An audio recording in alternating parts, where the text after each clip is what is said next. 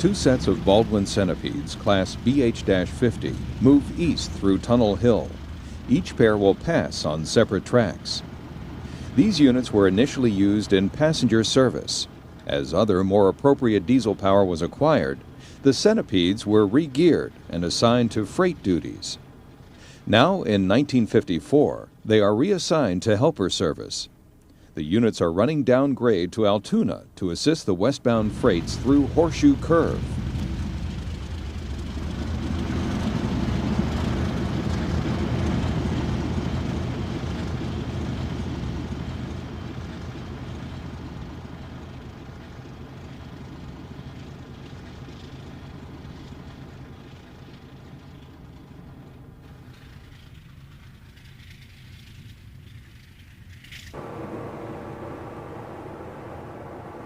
On the east side of Tunnel Hill, we catch a westbound freight with F units working up the grade. A pair of Centipedes behind the caboose make the job easier for the 3 units on the point.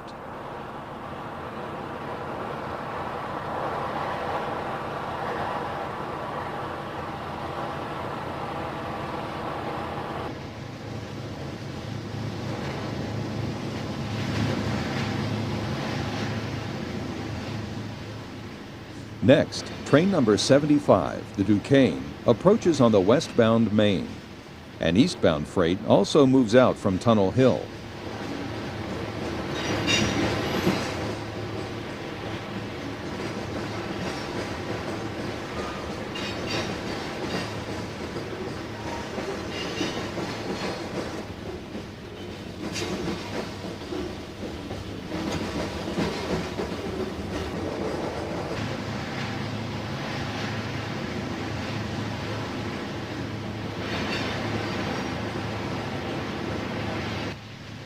Shortly after the Duquesne leaves the scene, another eastbound freight emerges on the adjacent track.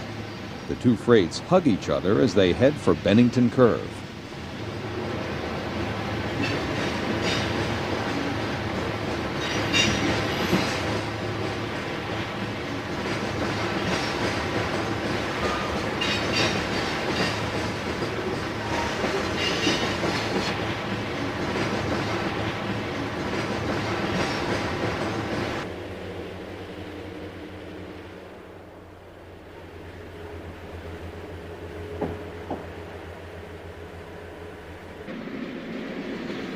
The eastbound Duquesne, train number 74, with a respectable number of head-end cars, sweeps through the scene. Notice the short westbound freight on the distant hillside.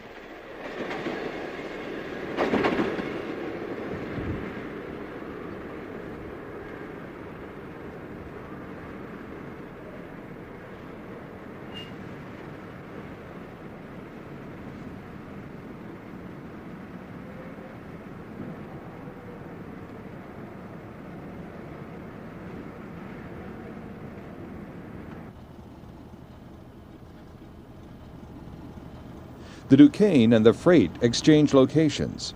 The short freight, quite likely on a local run, is powered by a pair of Baldwin Sharks.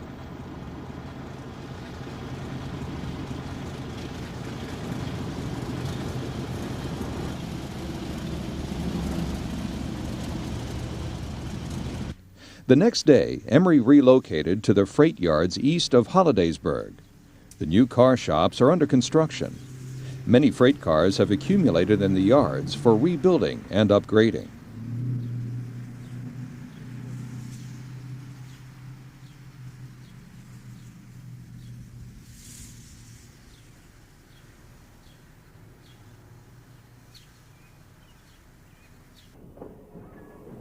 Steam was still present at Holidaysburg Yard. The Decapods were, unfortunately, about ready to be retired.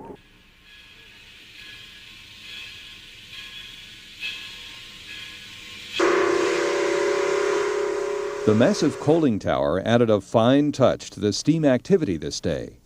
Note the years of weathering on that tower.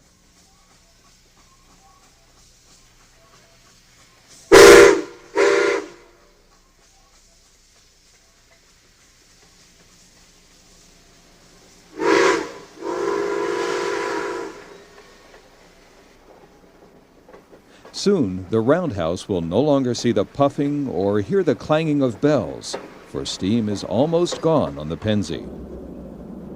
A fresh set of EMD-F units breaks the pastoral steam review as it heads a merchandise train east through the yard.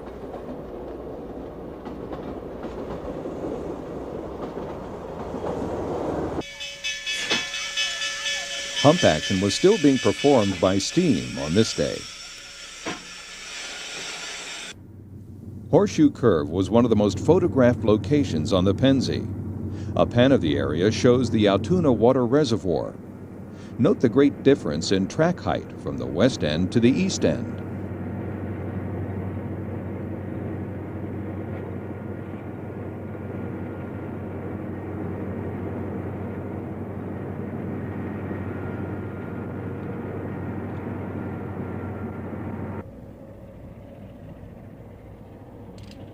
Hauling up grade is the westbound Duquesne. Notice the barren appearance of foliage on the hillsides.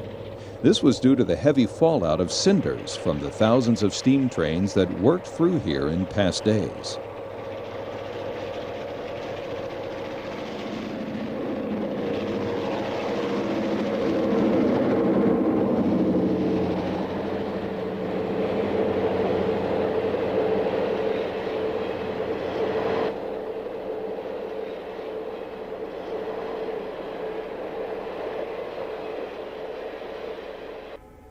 An eastbound merchandise train, headed by GP9s, works down grade with dynamic brakes as well as smoking brake shoes.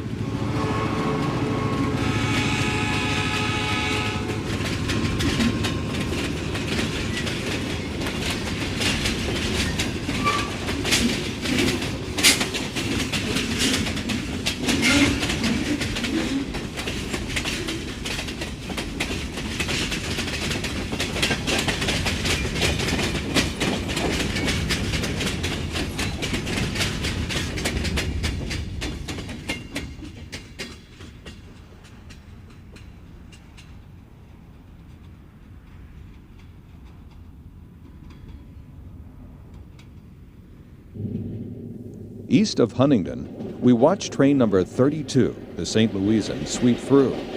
This consist also includes cars of the Pennsylvania Limited.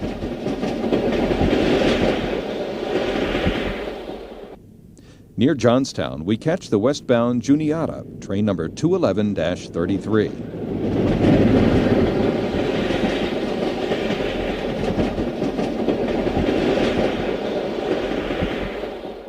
At Fort Wayne, Indiana, a Pennsy Baldwin switcher works the interchange on the Wabash Railway. The Pennsy provided bright advertising here in Fort Wayne, and at the station we catch 3 GP9s highball of freight. This is the Pittsburgh to Chicago main line.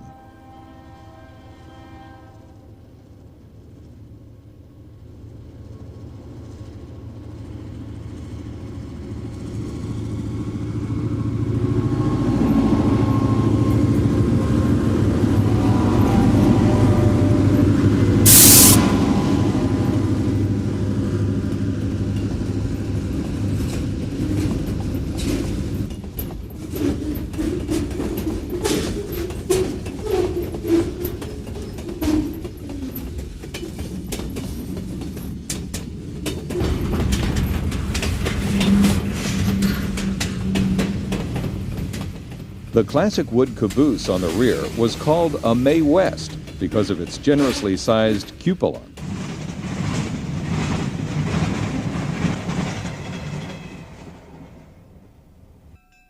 At about 11:07 a.m., eastbound train number 52 pulls into the station. This is the Fort Pitt.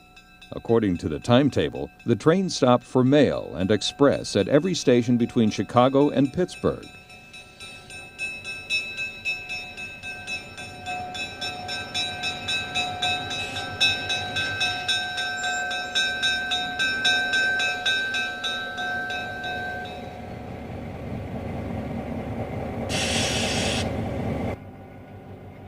After loading was completed, the Fort Pitt departs for Van Wert, Ohio for the next stop, 32 miles down the line.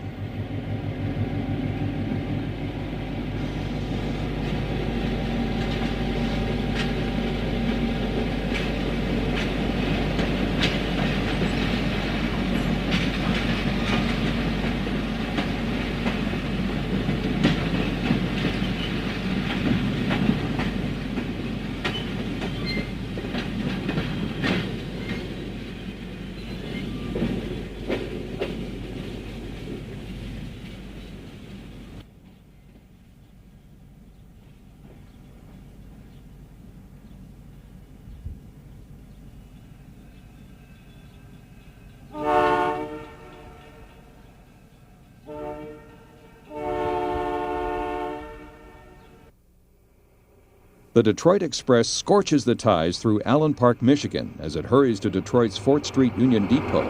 The train had to hurry because the Red Arrow was normally 20 minutes behind, and this train had to get out of its way.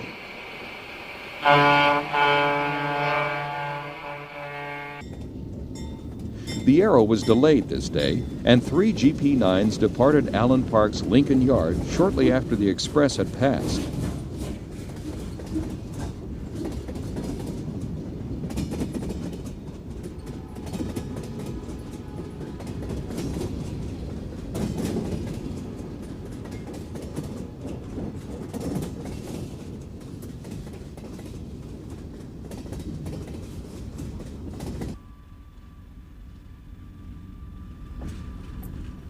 A pair of Alco RS-3s move a freight in Toledo at the Penzie's Wallbridge Yard.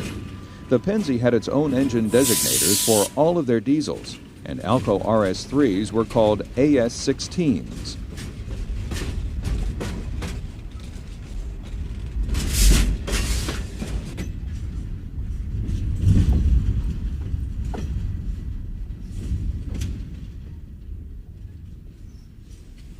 The Wallbridge Yard switcher had its own caboose for the switchmen.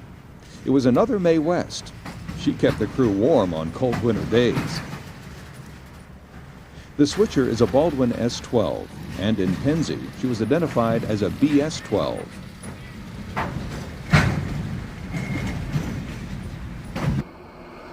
Emery was fortunate to pace a Baldwin Shark near Monroe, Michigan. A fire-brewed Stroh's sign en route welcomed him to the area.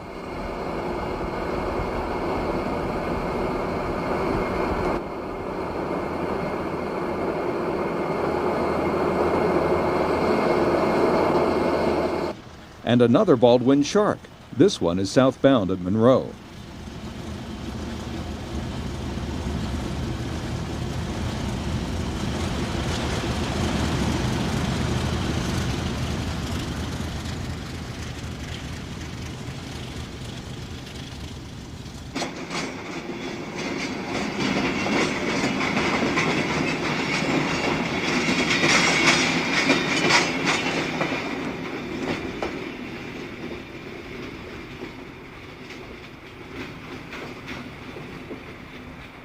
At Mifflin, 3 GP9s take a westbound freight through town. The train is heading for Altoona and the Horseshoe Curve.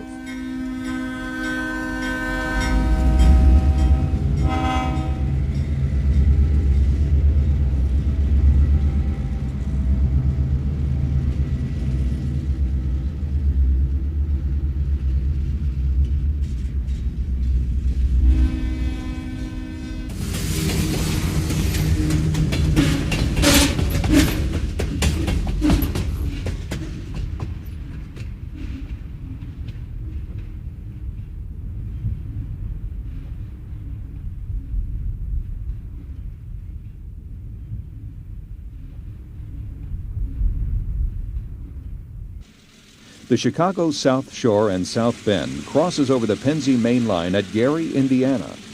South Shore train number 11, due in Gary at 8:52 a.m., is the one train most likely to encounter passage of train number 29, the Broadway Limited, in a meet. But the meet wasn't quite exact, but close enough for effect.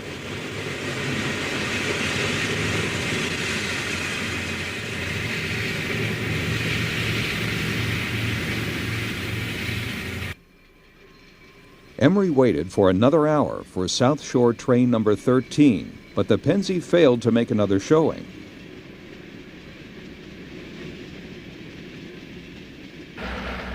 Arriving in Chicago is train number 71, the Admiral.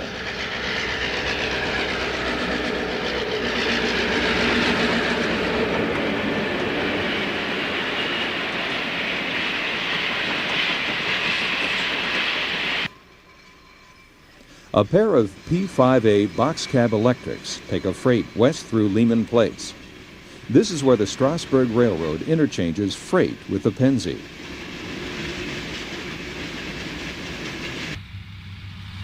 The Strasburg's GE 44-ton switcher, number 9331, was acquired from the Pennsy, and the paint scheme was all Pennsy except for the change in the road name. Here the 9331 juggles a Pennsy boxcar to the interchange track.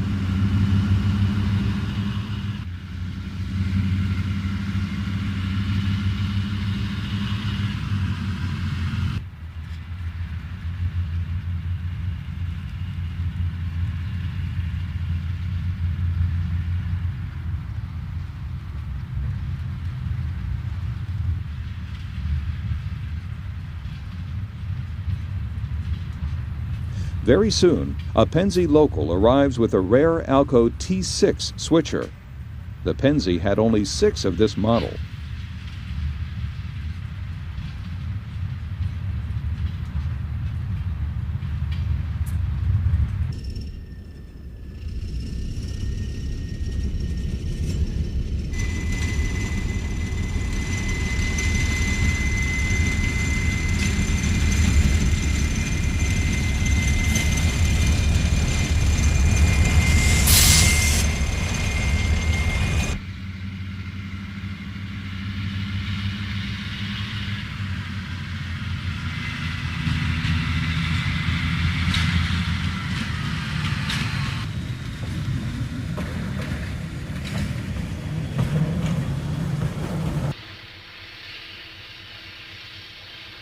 Strasburg switcher number 91 brings the excursion train to the junction, and now 9331 has a clear track through the woods back to Strasburg.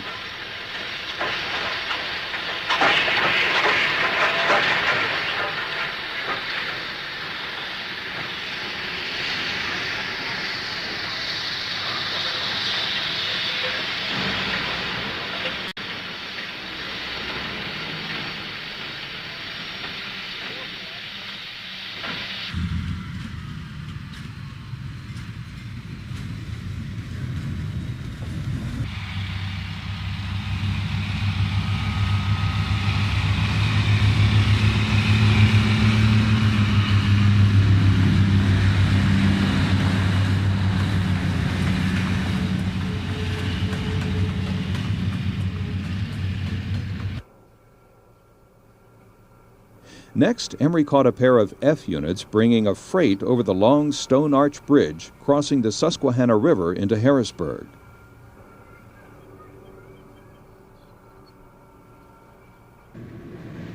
At the Enola Yard in Harrisburg, we see 4 P5A box cabs as they move through the yard.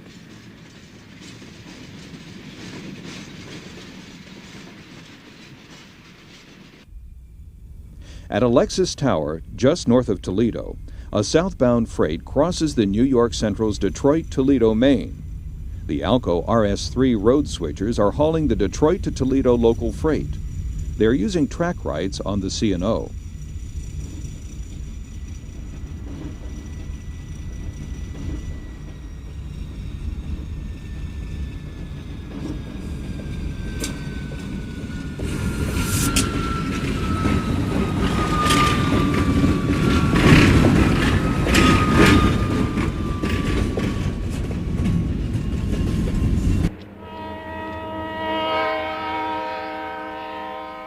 Here, a northbound Toledo-Detroit local, also on C&O tracks, arrives at Carlton. The C&O crossed the Detroit, Toledo, and Ironton here, and the Pennsy splits off on its own rail. This track is an isolated segment from Carlton to Detroit.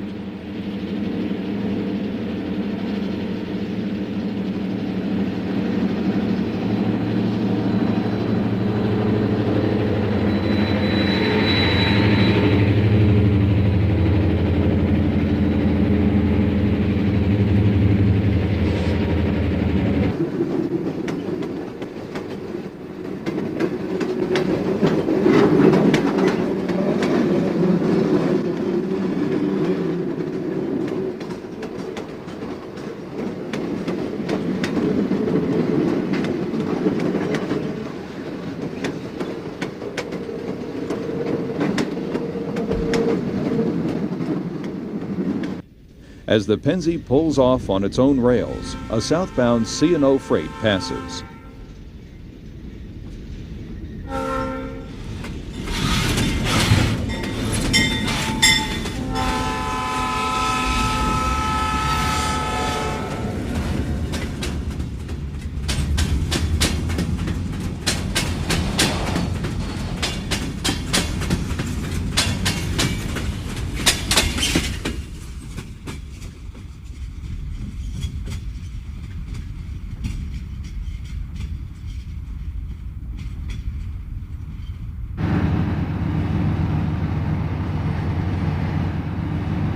The Pennsy local now works the interchange with the DT&I.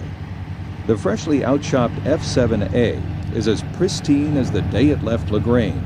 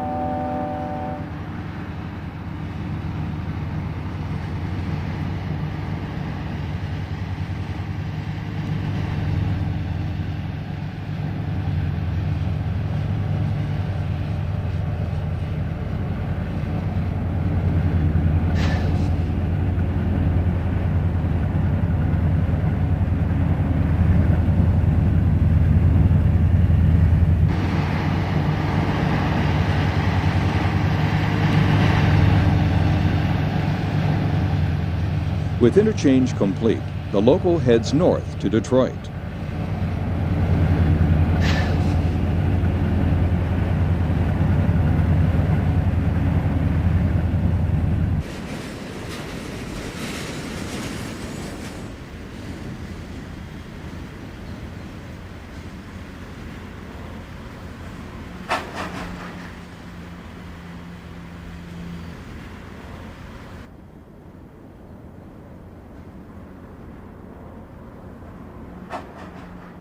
On a rain-swept summer day, 4 F units take a coal train through Marion, Ohio, to the Lake Erie loading dock in Sandusky, Ohio.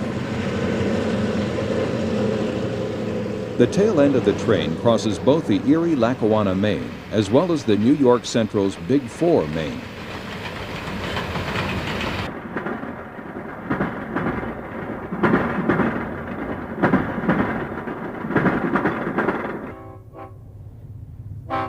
A southbound empty hopper train heads through the Marion crossing. A pair of Alco FA2 units are on the lead, followed by a pair of EMD F units.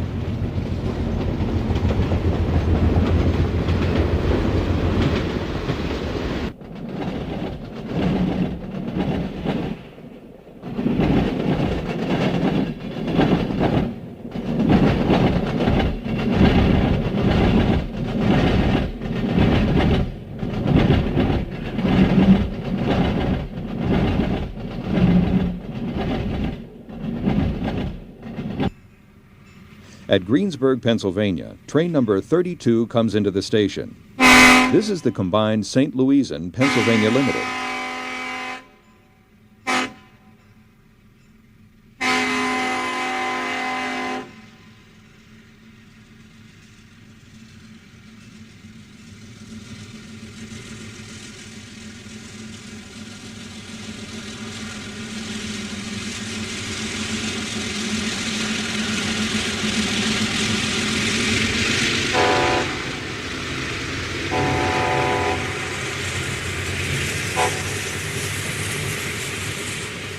A northbound coal train heading for the Sandusky coal docks passes the Traction Museum at Worthington, Ohio.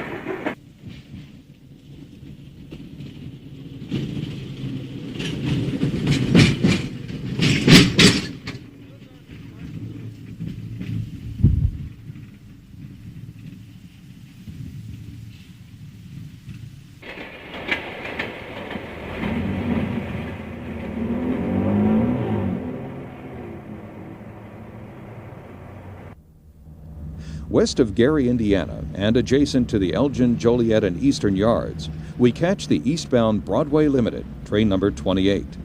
The train has slowed for a speed restriction. Emery noted that there was no exotic tail car on the Broadway this day.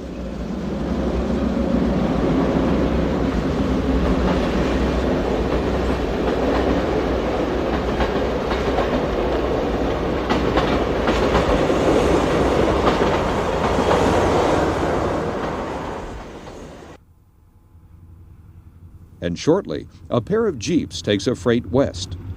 The EJ&E Alco road switcher busies itself in the yard.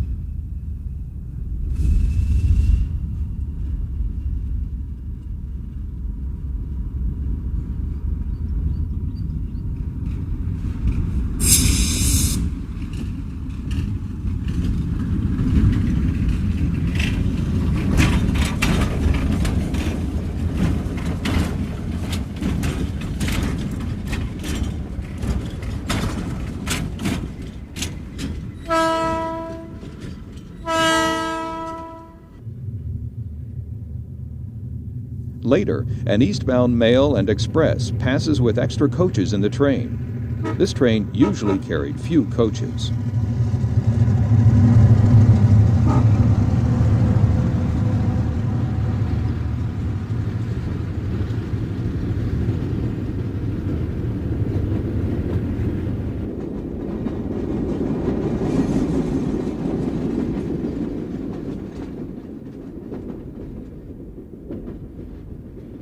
The greatest railroad structure at Pocahontas, Illinois, was the frame building barely large enough to house the motor car. But it did provide a landmark to watch the passage of train number 31, the Spirit of St. Louis.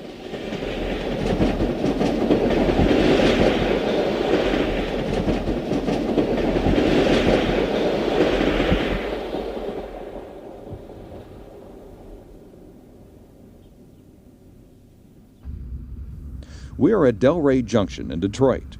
A Baldwin switcher moves a cut of cars from Lincoln Yard.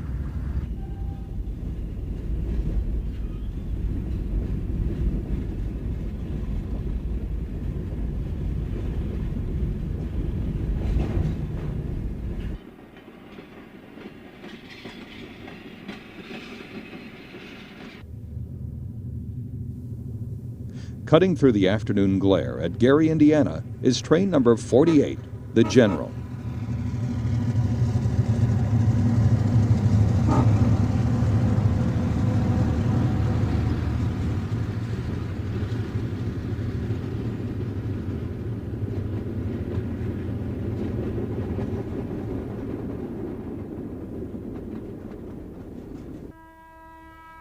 The next train to pass was train number 28, the Broadway Limited.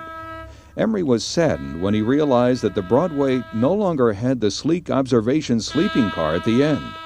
This was the second time he missed seeing it.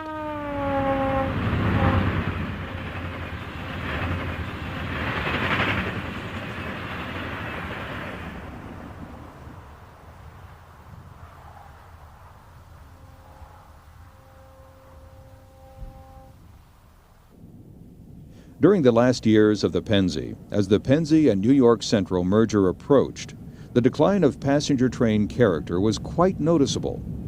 This is the Fort Pitt, train number 53. Only 2 passenger cars remained on this train.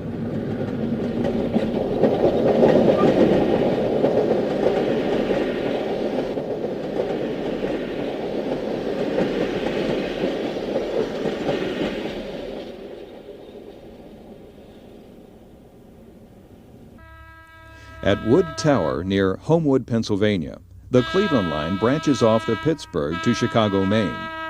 The tower operator comes out to help Emery enjoy the passage of the train through Wood Junction.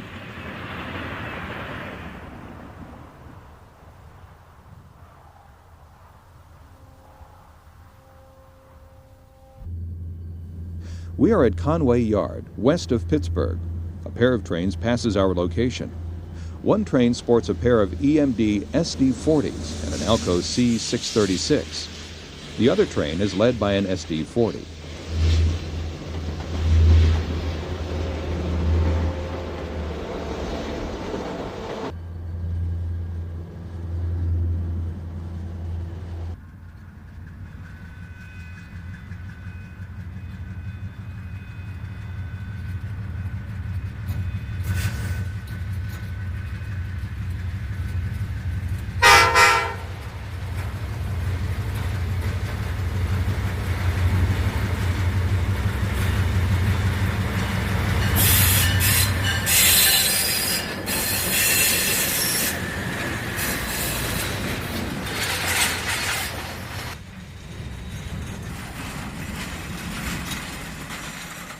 The Pennsy hosted many unusual structures. This turn-of-the-century Victorian watchman's shanty had it all, even to the pneumatic-operated crossing gate.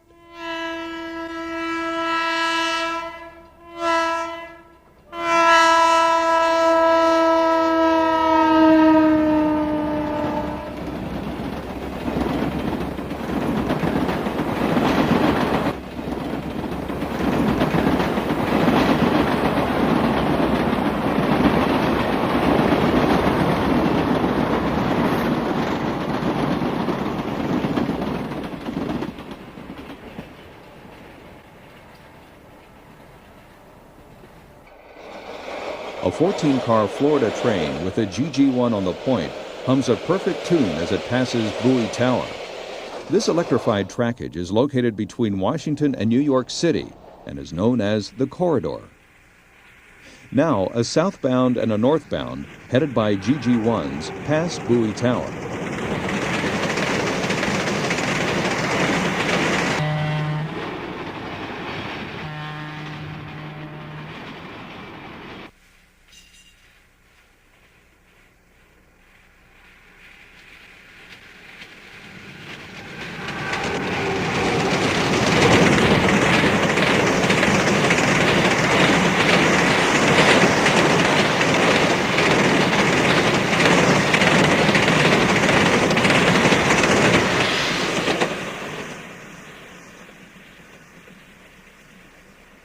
As we follow the corridor tracks toward Baltimore, another southbound with a proper Tuscan red GG1 heads past the camera. This is train number 171, the Colonial. The Chesapeake and Ohio cars are for the fast-flying Virginian and will be picked up at Washington, D.C. The New Haven cars will return to Boston the following day. Leaking steam provides an interesting display as this next train passes.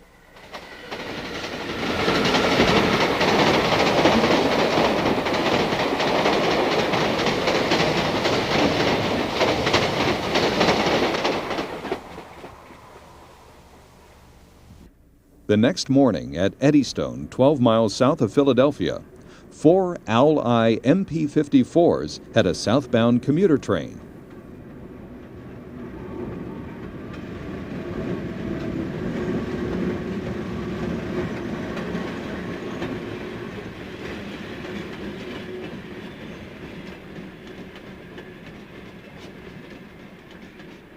The GG1s were designed for this 4-track main.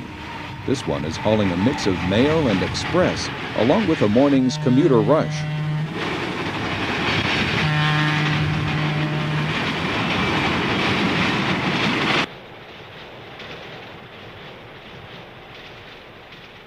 A northbound commuter with 3 powered MP54s makes a stop at the Eddystone platform.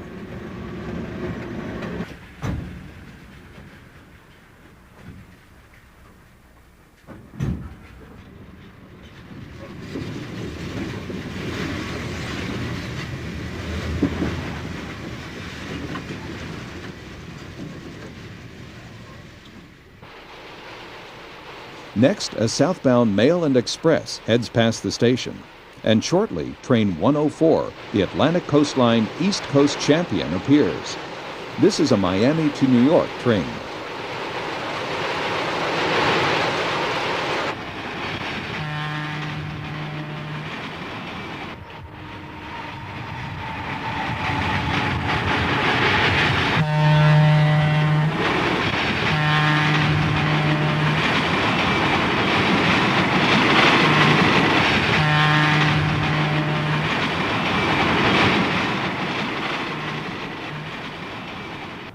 A hopper car load of fly ash dusts the countryside as a GG1 moves a freight through on track 3.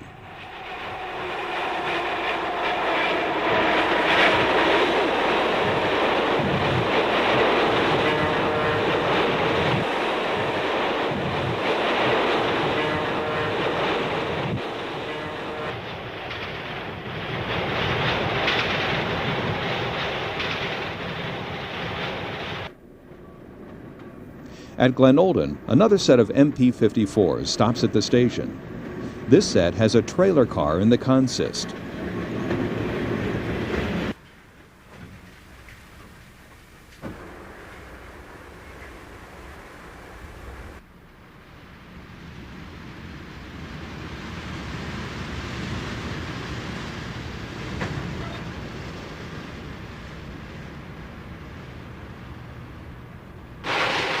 The New Haven cars in this train will continue by way of the Hellgate Bridge route to Boston with New Haven power. The chassis cars will be set out in New York City.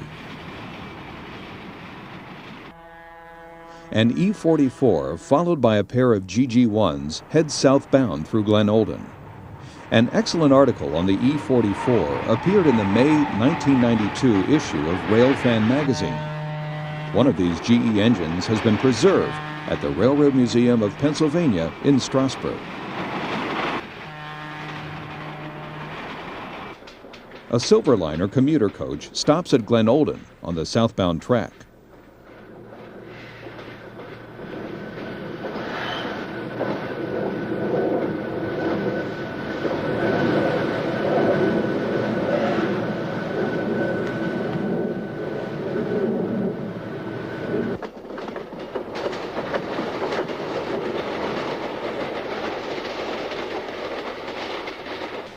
And another Silverliner stops on the northbound side.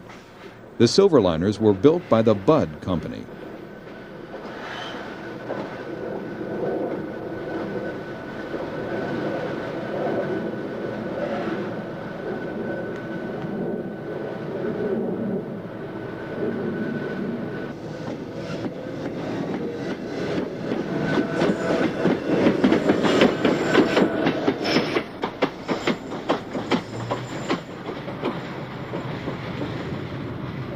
As the Silverliner departs, train number 149, the Keystone, rolls by on the southbound track.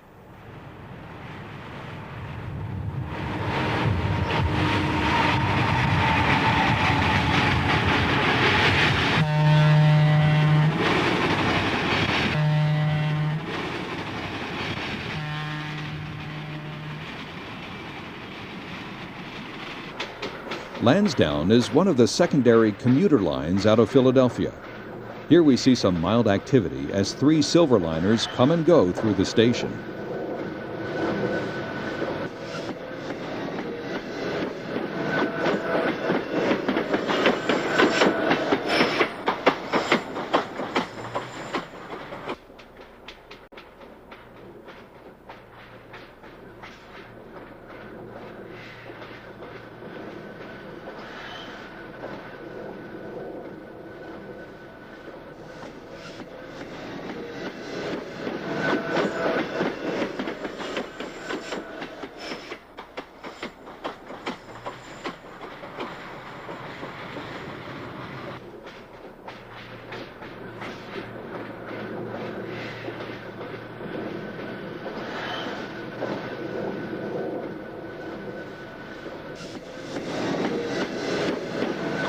Soon, 4 MP54s will pass us at Overbrook. These cars are on the line in the late afternoon, and the commuter rush will soon start.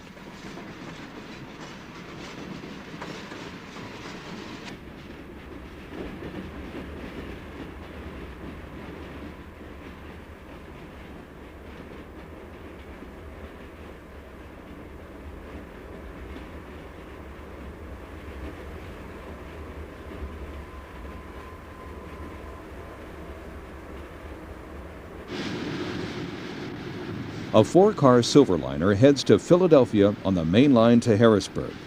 This is our last look at the Pennsylvania electrified lines.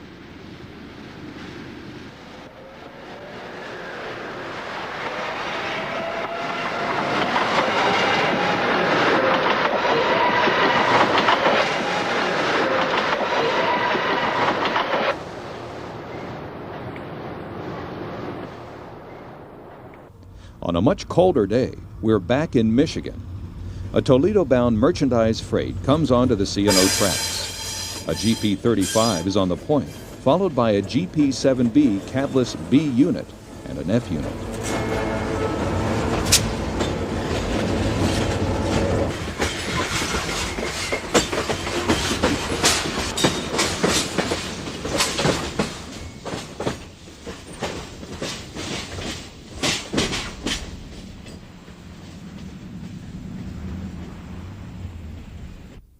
The Detroit turn out of Toledo passes here in Carlton. The string of auto racks, some with loads, is heading for Lincoln Yard in Detroit.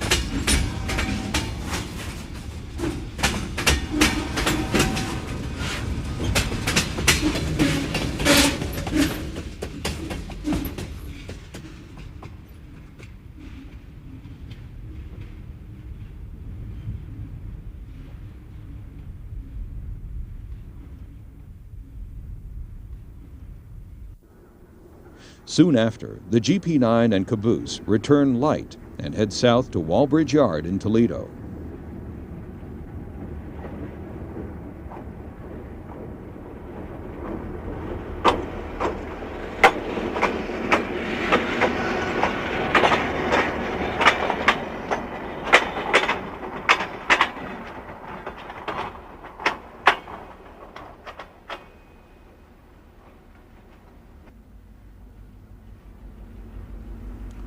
At Carlton, a northbound freight passes Emery's camera.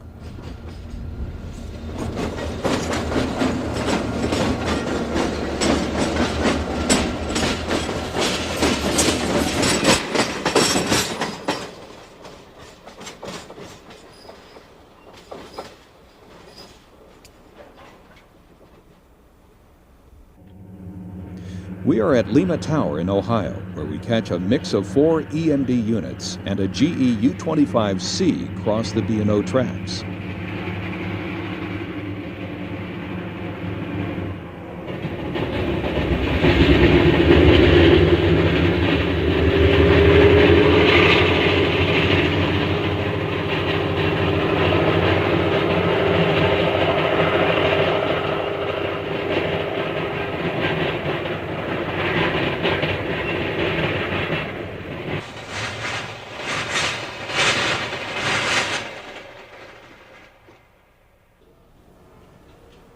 Three elderly ladies wait patiently on the Lima station platform for train number 32, the Manhattan Limited. During the war, these same ladies served coffee and donuts to thousands of military personnel, many of whom wrote letters of thanks for their kindness. They still serve free coffee and donuts to any military personnel in uniform.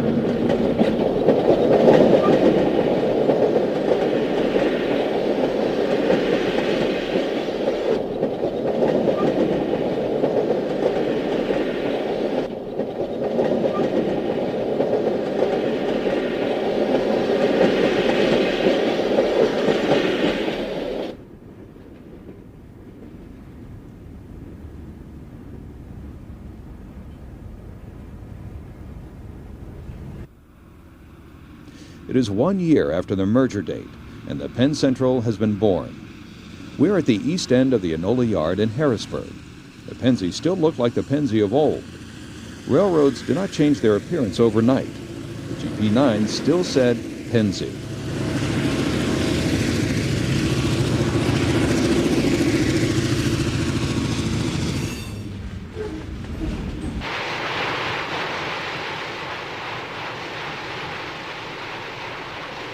And this GG1 still said Pennsy.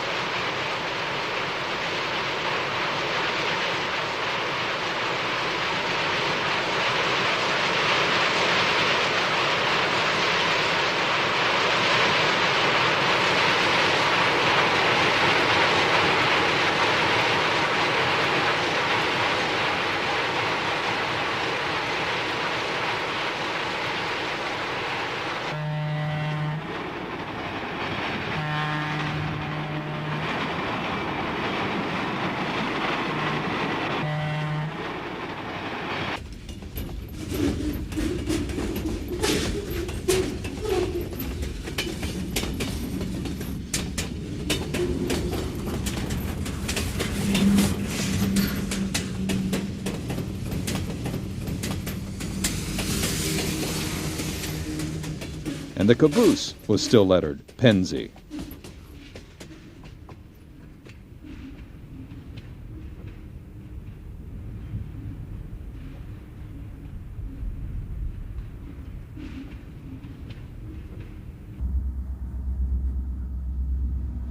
And the U-25C was still in Pennsy garb.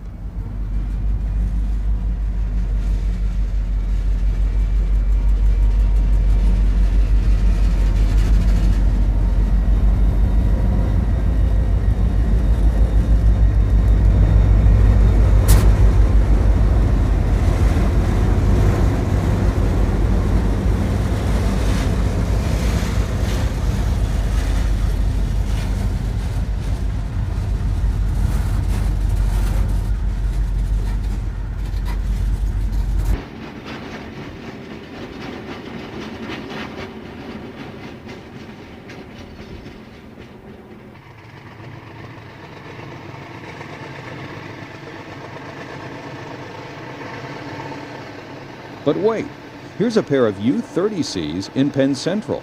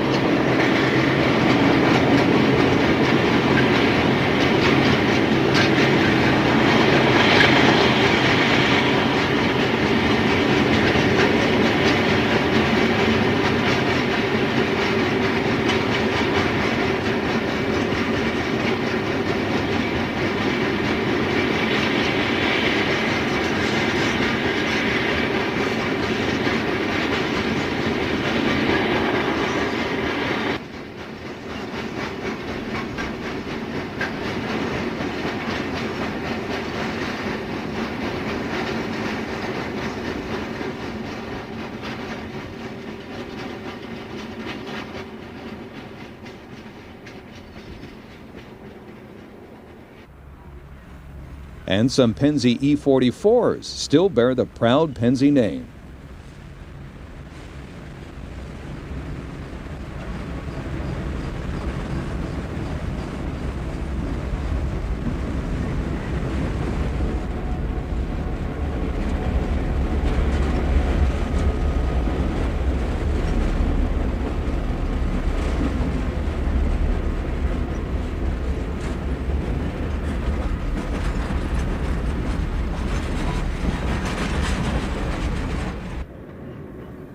And another pair of E44s passed through the scene, meeting another Pennsy lettered freight.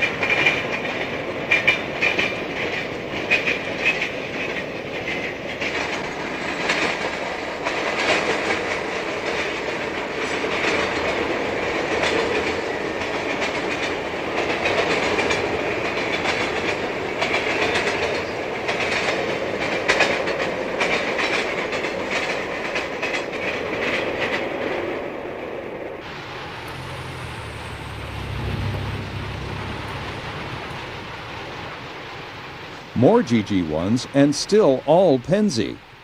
But alas, the flag has fallen.